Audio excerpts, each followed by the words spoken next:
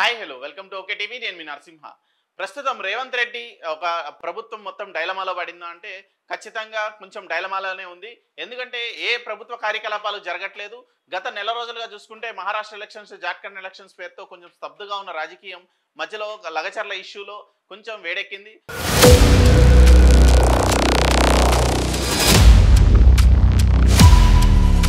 So ఇదే క్రమంలో రేవంత్ రెడ్డి సర్కార్ ఏదైతే లగచర్ల ఇష్యూలో నిన్న భూసేకరణ ఆపేస్తున్నాం, భూసేకరణ రద్దు చేస్తున్నాము అని చెప్పారు. సో దీనికి సంబంధించి గత 5 నెలలుగా కొడంగల్లో ఉన్న రైతులు అవ్వచ్చు, అక్కడ ఉన్న ట్రైబ్స్ అవ్వచ్చు, అంటే గిరిజనులు అవ్వచ్చు, వాళ్ళలో ఒక గందరగోళం ఏర్పడింది. ఈ గందరగోళం దేనికి అంటే అక్కడ ఎట్లాంటి డిపిఆర్ ఇవ్వలేదు, డీటెయిలింగ్ ప్రాజెక్ట్ రిపోర్ట్ ఏది ఇవ్వకుండా ఫార్మా ఇండస్ట్రీ కోసం, ఫార్మా సెర్చ్ కోసం, ఎస్సీజెడ్ కోసమో లేదంటే ఫార్మా కంపెనీల కోసం భూమి సేకరిస్తున్నాము, మీ భూములు మాకు ఇవ్వాలి, ఇవన్నీ నోటిఫై చేసేసాము అని చెప్పేసి కొంచెం గందరగోళం ఏర్పడిన పరిస్థితి. పోలీసులు రోడ్ మీద గండ్లాడైనా పొలాల్లో కూరుకుతున్నాం. రాత్రి అంటాలేము, పగులు అంటాలేము. ఆ పొలాల కండిషన్ ఉంటది కదా, ఆ సలుల పొరకల పోయి వండుకుంటున్నాం.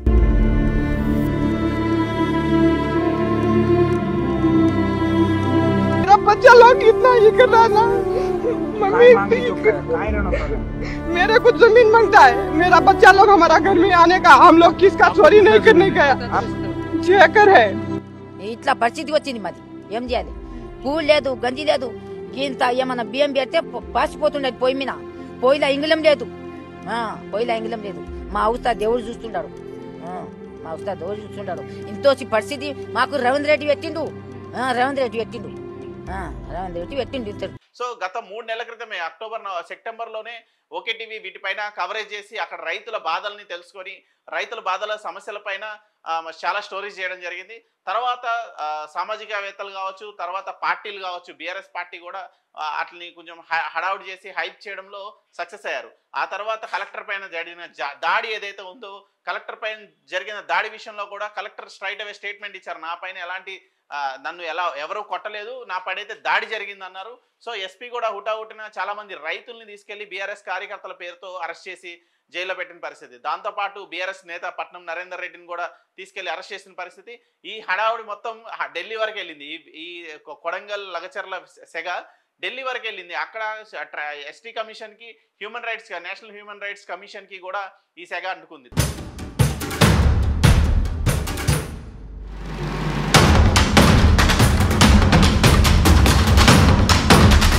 తర్వాత మొన్న ఏదైతే మహబూబాబాద్ లో కేటీఆర్ తీసుకున్న స్టాండ్, మొన్న మహబూబాబాద్ లో ధర్నా ఏదైతే చేశారో గిరిజనులకి మద్దతుగా, సో ఆ గిరిజనుల సభ కూడా సక్సెస్ అవ్వడం.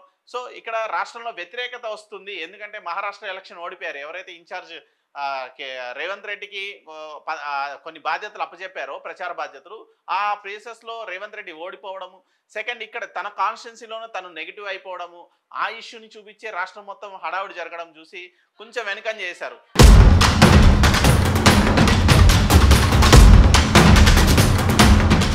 రేపొద్దున ఎలా ఉండబోతుందో తన పరిస్థితి తనకే క్లారిటీ లేకపోవడం.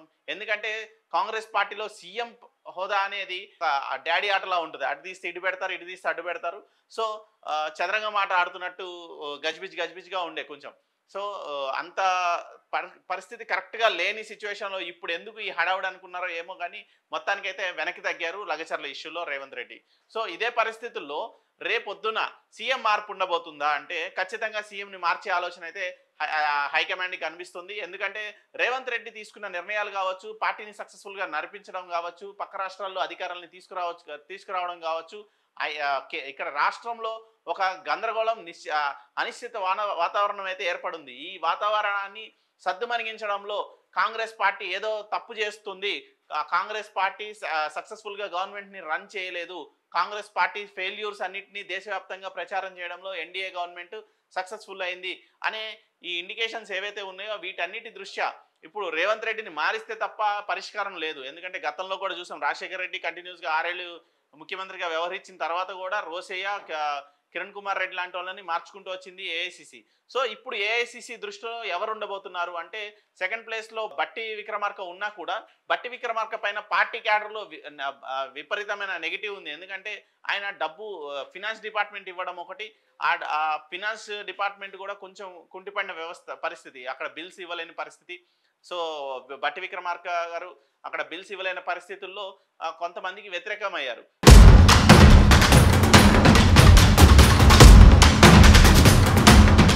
తర్వాత శ్రీధర్ బాబు గారు, ఉత్తమ్ కుమార్ రెడ్డి, ఈ ముగ్గురు ఉన్నారు. ఫస్ట్ ఎవరికి ఈ అవకాశం ఉంది అంటే ఫస్ట్ బట్టి విక్రమార్కకి, సెకండ్ శ్రీధర్ బాబు గారికి, 3 ఉత్తమ్ కుమార్ రెడ్డి. సో ఇప్పటికే ఉత్తమ్ కుమార్ రెడ్డి నేను సీఎం రేస్లో ఉన్నా అని ప్రకటించారు.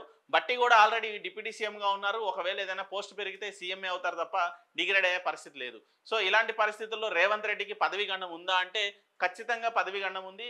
ఆ విషయంలోనే ఆయన తీసుకున్న నిర్ణయాలు ఏవైతే ఉన్నాయో వాటిని పార్టీ ఒత్తిడి మేరకో లేదంటే అక్కడ ఉన్న ప్రజల ఒత్తిడి మేరకు వెనక్కి తీసుకుంటున్న పరిస్థితి. సో కాంగ్రెస్ పార్టీ ఇక్కడ మళ్ళీ పునరాలోచించుకుంటుందా సీఎం అనే విషయంలో అంటే ఖచ్చితంగా వెనక్కి తిరిగి చూసుకోవాల్సిన పరిస్థితి.